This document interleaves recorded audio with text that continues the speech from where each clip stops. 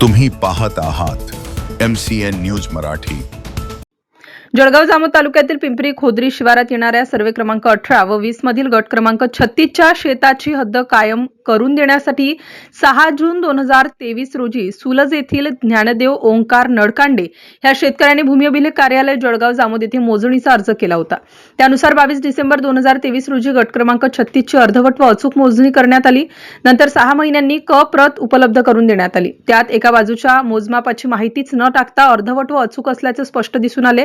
या प्रकरणी तक्रार अर्ज दाखल करून परत मोजणी कामी भूकर मापक शेतात आले आणि पुन्हा मोजमाप केलं व सुधारित क प्रत 17 सप्टेंबर 2025 रोजी उपलब्ध करून दिली।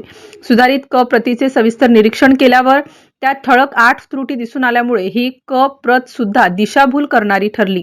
त्यातील शेताचा आकार, क्षेत्रफळातील तफावत आणि हद्दीच्या खुणा जोडणाऱ्या बांधाची जागा बदलल्यामुळे सुधारित क प्रत मूळ अभिलेखाशी जुळत नसल्याचे स्पष्ट झाले।